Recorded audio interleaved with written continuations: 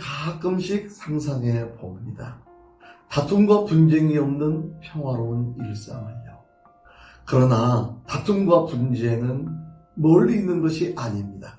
우리 가까이에 있습니다. 사람과 사람 사이에, 사회의 각 이익 단체들 사이에, 아니 비영리 단체들 속에도 다툼과 분쟁은 끊이지 않습니다. 치열하게 경쟁하는 이 사회 속에서 서로 원하고 서로 바라는 것들이 다르기 때문에 그렇습니다. 우리는 서로 공감과 소통을 말하지만 그 내면 속에는 양보가 없는 단절만 있을 뿐입니다. 오늘의 협치를 말하고 함께할 내일의 공유 사회를 말하지만 내 것에 대한 강력한 집착은 점점 더 커지고 있습니다. 누군가 조금만 자극해도 터질 것 같습니다. 꽉 터질 것 같습니다. 또 하나의 지구촌을 말하지만 국가의 우선주의와 민족주의를 뛰어넘지 못하고 있습니다.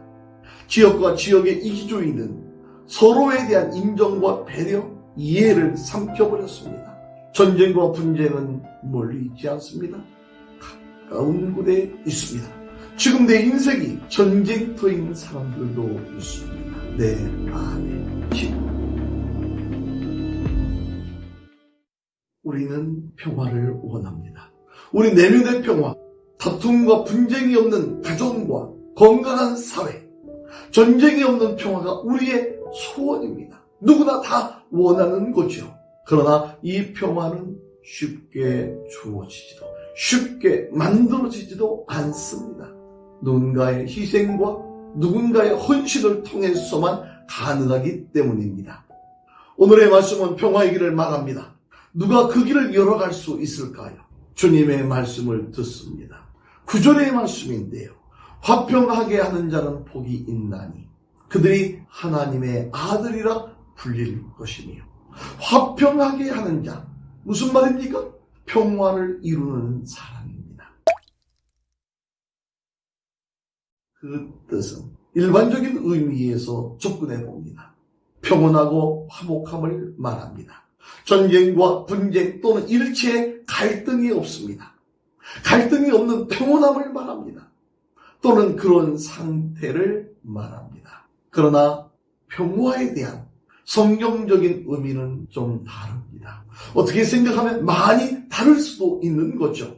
하나님의 은혜 안에서 누리는 근심이나 고통이 없는 마음의 평안, 영적인 평안의 상태를 말합니다. 더 나아가서 하나님과의 관계성이라는 인간의 본질적인 문제와 더불어 그 존재의 운명과 결부된 종말론적인 문제까지도 포함하는 매우 적극적인 의미를 갖고 있습니다. 이 평화는 하나님과의 화해를 근거로 하고 있습니다. 그 화해는 예수 그리스도의 중보자적 사역에 의해서 이루어집니다. 다른 길은 없습니다. 그러므로 그리스도인으로서 평화를 이루는 사람이 된다는 것은 몇 가지 중요한 의미를 가지고 있는데요. 첫째는 다툼과 분쟁을 멈추게 하는 것입니다. 그들 곧 평화를 이루는 사람, 화해자입니다. 둘째는 내면의 갈등, 그 사회의 갈등과 다툼, 그 전쟁터를 평화로 바꾸는 것입니다. 평안하게 하는 거죠. 셋째는 내면의 평화를 이루고 그 사회의 갈등과 다툼을 멈출 수 있도록 사람들을 예수님께로 이끕니다.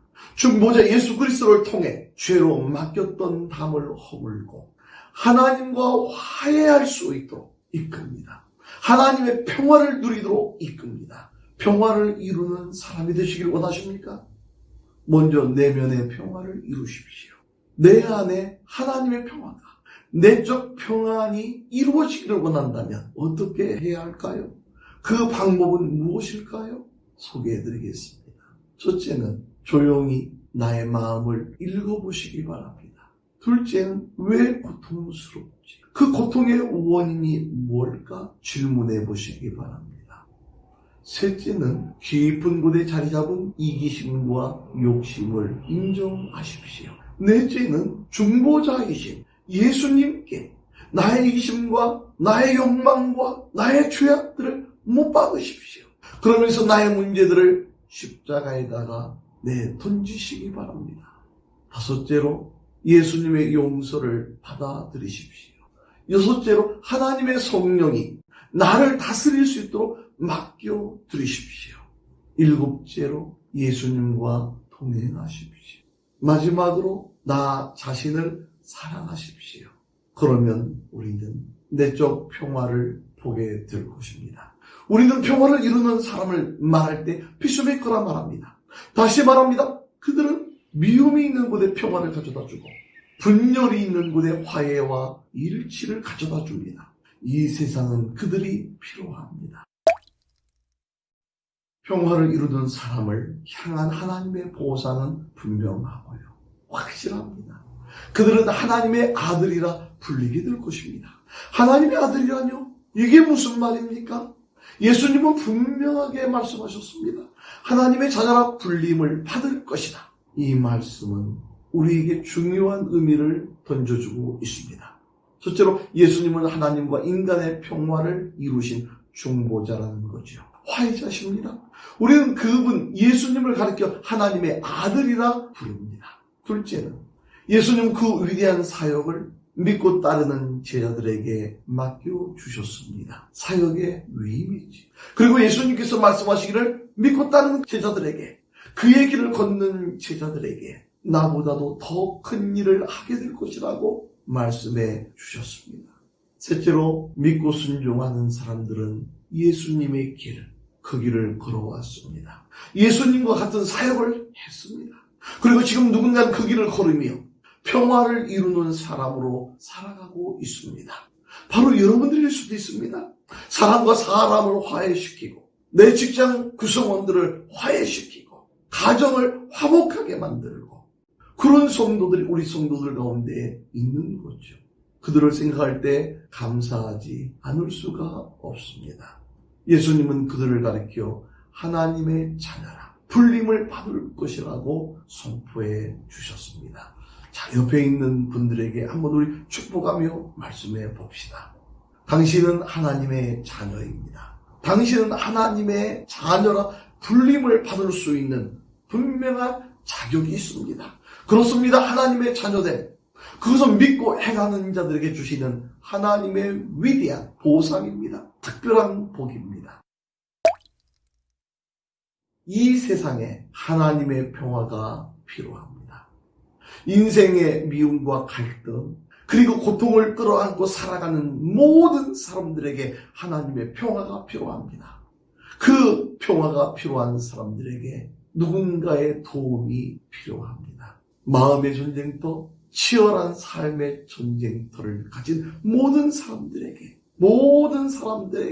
하나님의 평화가 필요합니다. 우리들 가운데도 하나님의 평화가 필요합니다. 바로 당신들에게도 하나님의 평화가 필요합니다. 평화를 바라는 이들에게 평화를 이루는 사람이 되십시오. 화해를 원하는 사람들에게 미움이 아닌 예수님의 길을, 예수님의 마음을 가지고 다가가십시오. 혹 원하지 않을 수도 있습니다. 원하지 않아도 긍휼의 마음을 가지고 참고 인내하며 그들을 사랑하십시오. 그들에게 다가가십시오. 평화가 필요한 사람들에게 그들을 위해서 예수님은 나의 희생과 나의 헌신을 필요로 합니다. 원하고 있는 거죠. 누구를 위해서요? 나 자신을 위해서입니다. 우리의 가족을 위해서입니다. 우리의 교회 구성원들을 위해서입니다. 이 사회를 위해서입니다. 우리는 그들을 위해서 그 길을 걸어야 합니다. 평화를 이루는 사람이 되십시오. 당신들은 하나님의 자녀입니다. 평화를 이루는 사람이 되십시오. 당신들은 하나님의 자녀입니다.